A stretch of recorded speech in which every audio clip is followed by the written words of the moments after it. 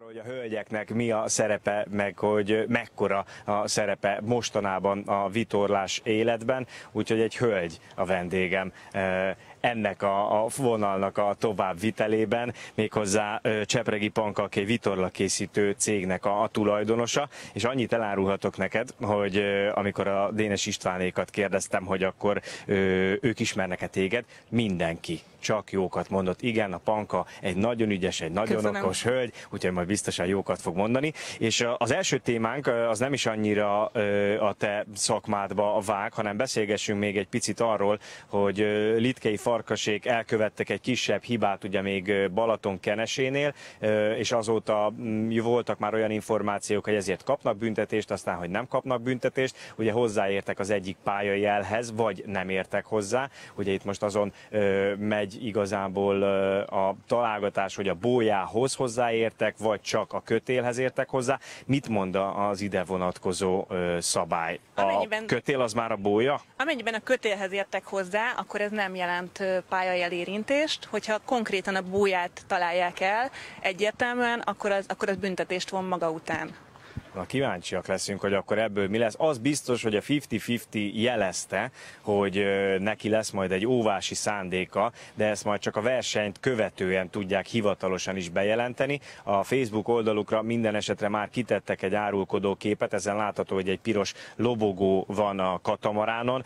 Ez jelzi azt, hogy majd fognak élni az óvás lehetőségével. Ilyenkor mi a hivatalos procedúra? Az óvás során, ugye felhúzzák ezt a piros lobogót, ez nem zászló, ahogy sokan említik, a vitorlázásban lobogókat használunk, és jelzik az óvott félnek, hogy óvlak egy felkiáltással, valamint a versenyrendezőket befutás során a verseny a zsűrihajót értesítik arról, hogy kik a tanúk, mert tanúkat kell gyűjteni, és hogy kivel szemben történt, mi volt az esemény, amiért óvástárgyalást szeretnének. A rendezőség kiírja az óvástárgyalást, ami szabályosan lezajlik, és meghozzák a döntést, hogy itt valóban történt-e valami hiba, valami károkozás, akadályoztatás, szabálysértés. Ez az óvás tárgyalás, ez a verseny utáni percek, órák vagy napok?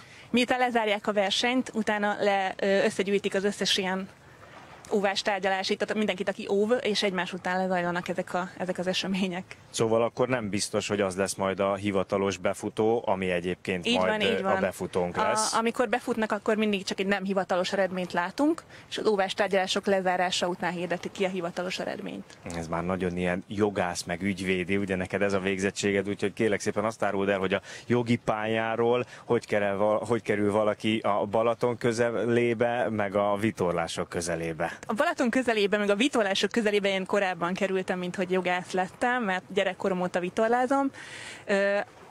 Amikor megcsomorlottam az íróasztaltól, az irodaházaktól és Budapesttől, akkor úgy döntöttem, hogy szakmát váltok, és ekkor hoztuk létre a vállalkozásunkat, ami egy vitorlakészítő műhely. Neked édesapád ugye nagyon jó motorcsónak versenyző volt, úgyhogy ebből még azt is gondolhatná az ember, hogy azért következik, meg valamennyire összeköthető azért a motorcsónak versenyzés, meg a vitorlázás, bár azért egy kicsit távol áll egymástól a kettő. Igen, vízközeli mind a kettő, de alapvetően én lázadásból kezdtem el vitorlázni, ezt szoktam is hangoztatni, de édesapám is kint van most egy motoros kormányánál a vízen, mint kísérőhajó, úgyhogy követte a lányát Balatonra. Hány darab vitorláson van jelen a ti munkátok itt most a Kékszalagon? Igen, az élvonalban az RSM katamarán az, ami számunkra egy nagyon érdekelt, mert egy elég nagy innovációt hajtottunk rajta végre, tehát egy olyan vitorla készült rá, ami korábban semmire, és hát kíváncsiak vagyunk, hogy meghozzák-e a reményeket, a hozzáfűzött reményeket. Ez egy könnyűszeles vitorla. Ez az élmezőny, és ezen kívül a mezőnyben még számos hajón, Európa 30-asokon, mint a Bestia, a Fétis vagy a Johanna, akkor egy 8 méter van design hajón. Tehát sok olyan vitorláson, akikről kevésbé szólnak a hírek, de hát ők is vitorlás versenyzők és rendszeresen vitorláznak. ez csak egy része a munkánknak, mi főleg külföldre gyártunk vitorlákat. Ilyenkor egyébként izgulsz, te is tartod a kapcsolatot mondjuk azokkal a hajókkal, nézed, hogy ők hogy szerepelnek? Igen, folyamatosan várom a híreket, és minden adat számít, tehát ilyenkor is mi adatot gyűjtünk a verseny során, amit később fel tudunk használni a következő vitorlák tervezésénél. Köszönjük, és itt a délelőtt folyamán volt már szó arról is, hogy mennyire kúszik be a divat ide a vitorlázás világába, és azért most itt láttuk ezeket a bőszeles vitorlákat, hogy mennyire színesek. Ez inkább divat, vagy itt inkább az anyagok dominálnak? Ez egy bonyolult kérdés. A megrendelő dönt nyilván arról, hogy most szeretne hupililát vagy világos kéket. Mi volt a legextrémebb, amivel találkoztál? Készült több ilyen nagyon pink set Franciaországba, egy kis katamarános osztályba, és kicsit úgy éreztük mi, akik készítettük ezeket a vitorlákat, hogy nagyon meg akarják szivatni a mancsaftot, mert hát napsütésben folyamatosan azt a színt bámulni azért kihívás, de hát az ő döntésük. Szakmai szempontból viszont mi mindig terelgetjük egy kicsit az ügyfeleket, mert ahogy pigmentálják ezt az anyagot, amilyen színre festik, megváltozik az anyag tulajdonsága. Tehát például fehér szín a HC vitorlából nem létezik, ezt fehérítik, ami meggyengíti, és kisebb lesz az élettartama. Az, hogy említetted, hogy ti inkább külföldre gyártatok, nem pedig a magyar piacra, ennek van különösebb oka? Valahogy így kezdődött el ez az egész. Egy olyan piacirést találtunk mi meg, aminek kint van nagyobb, tehát többen vitorláznak ezekben a hajóosztályokban, így aztán külföldre indultunk el, kevesebb ilyen hajó van a Balatonon, és aztán ez egyik lépés követte a másikat, és így alakult. Ti vállalkozásotokra is elmondható az egyrészt, hogy kellett hozzá egy kis szerencse az indulásnál, jókor voltatok jó helyen, hiszen akik már az Amerika kupára gyártanak, akkor azt hiszem, hogy a szakmai háttér az mindenféleképpen rendben van.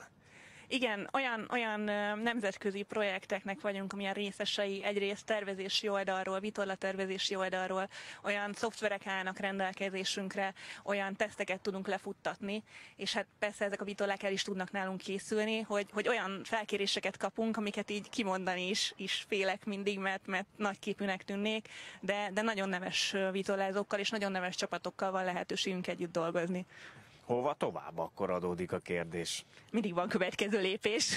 Van valami nagy projekt az elkövetkezendő időszakban? Készülnek most új olyan katamaránok, amelyek nem akkorák, mint itt az élmezőnyben, de talán még a kék szalag kiírásába beleférnek, tehát az alapvetően elvált 3 fős létszámmal tudnak nevezni, és a megfelelő vitorlafelületük is megvan hozzá, és ezek már mind a víz fölött repülő foileres hajók. Az anyagokra visszatérve még egy picit, ugye azért egész szép ívet le lehet írni, hogy a hajók, illetve a hajók szerkezetei hogyan alakulnak. Azért most már a karbont is előszeretettel használják. A ti szakmátokban látható, várható egyfajta ilyen robbanás, vagy amitől lesz majd egy új anyag, vagy jön egy olyan, ami mondjuk nagyon megváltoztatja esetleg a vitorlázást? A legtöbb vitorlagyártó ugyanazzal a 3-4-5 vitorlaanyaggyártóval dolgozik együtt a világon, akiknek megvan mindegyiknek a saját maga palettája, és akkor ezekből mindenki ugyanabból választ gyakorlatilag. Ezek megbízható vitorlaanyaggyártó cégek.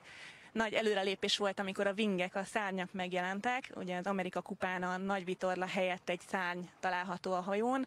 Egyelőre ez még mint technológia túl drága ahhoz, hogy a hétköznapi vitorlázásból bekerüljön.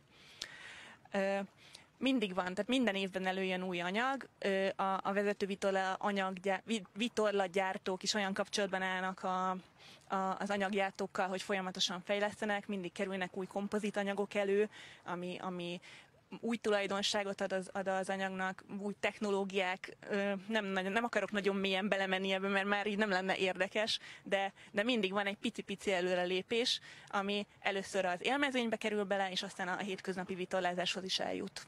Na és akkor a versenyzésről beszélgessünk egy picit, az nem vonz? Hiszen amikor mi itt a stúdió előtt beszélgettünk, akkor mondtad, hogy amikor áldott állapotba kerültél, akkor éppen egy versenyre készültél. Igen, az én kisfiam alig múlt 1,5 éves, és amikor megtörtént az eset, hogy megtudtuk, hogy ő érkezik, akkor mi Európa-bajnokságra készültünk. Ez a Tornado hajóosztály, ami egy olimpiai katamarános hajóosztály volt. Sydneyben 3. helyen végzett a mezőnyben vitorlázó Roland Gébler ebben az osztályban.